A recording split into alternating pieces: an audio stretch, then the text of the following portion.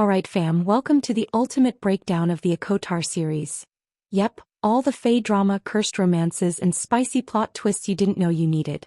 We're kicking things off with a court of thorns and roses, where survival mode meets magical chaos and our girl Feyre gets dragged into a world of beasts, bargains and hella complicated feelings. She's 19, broke and just trying to keep her family alive when boom, one arrow turns her whole life into a fantasy fever dream. So if you're ready for the tea, the trauma, and the transformation arc of the century, let's get into it. We kick things off with Feyre Arkharan, our 19-year-old starving hunter queen, creeping silently through a freezing forest, desperately looking for food because her usual hunting spots are emptier than your Snapchat inbox. The family's pantry? Emptier still. Feyre's stomach is growling louder than Twitter beef. And failure is not an option when your entire fam is depending on your hunting skills and cannot handle another week of sad soup dinners. Feyre briefly zones out thinking about her low-key hookup Isaac Hale. Sure, their secret meetups are decent distractions, but romance? Definitely cancelled. Girl's got priorities.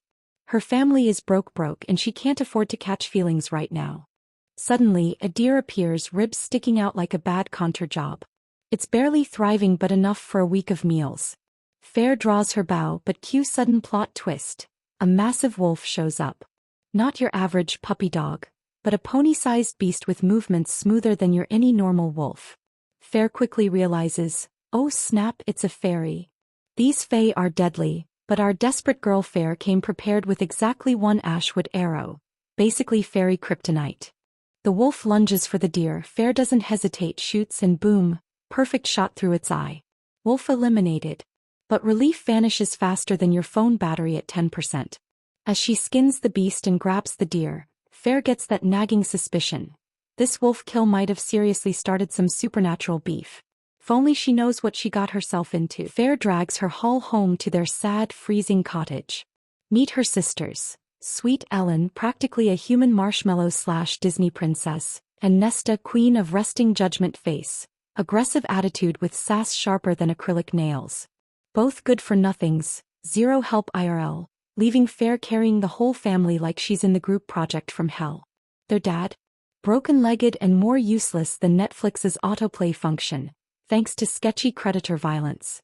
Feyre literally keeps them alive, no cap. Nesta's sass hits particularly spicy tonight, ripping into their dad with zero chill. Feyre silently absorbs this drama, remembering her confusing promise to their mom, made when Feyre was just 8, that's kept her trapped in caregiver mode ever since. It's giving trauma bonding vibes, but okay. While prepping the pelts, Feyre overhears Nesta casually mentioning Tomas Mandry, a local woodcutter's son and certified sketch alert. Feyre senses major red flags due to Tomas's violent family vibes, but Nesta isn't hearing it, ignoring warnings like she ignores basic empathy. Feyre mentally facepalms but knows this conversation will lead nowhere. Market day. Feyre, Nesta and Ellen roll into town with Feyre lugging the wolf pelt. Immediately they get cornered by a child of the blessed, a fairy groupie with hardcore cult energy, rambling about Fae worship. The sisters hit ignore faster than skipping YouTube ads and focus on securing that cash. Cue the badass mercenary lady who generously overpays for the wolf pelt. She drops wisdom about staying far away from the wall dividing humans from the fairies, warning Feyre about deep-rooted human-fae tensions from past enslavement. Feyre clutches the coin pouch tightly as her anxiety spikes higher than caffeine jitters. She can practically feel the impending doom. Later that night she seeks comfort with Isaac, but their hookup has all the emotional depth of reheated leftovers. It's a distraction, sure, but her heart isn't in it. Feyre realizes quickly that this isn't the relief she was hoping for. Drama alert. Feyre wakes up to her door literally exploding. In storms a beast, massive, golden-furred, snarling, and looking more terrifying than your credit card statement after online shopping at 3 a.m. The beast demands to know who killed the wolf. Feyre, aware Fae can sniff out lies like bloodhounds, fesses up immediately. Girl has zero poker face anyway. The beast drops a treaty bombshell. It's a life-for-life situation. But instead of insta-death, Feyre can choose to spend the rest of her life in Prythian, a fairy central. Feyre quickly agrees, switching immediately to Big Sister survival strategist mode. She warns Nesta against sketchy Tomas, instructs her dad to step up, and emotionally prepares to peace out. It's giving chaotic farewell vibes, but Feyre's doing her best.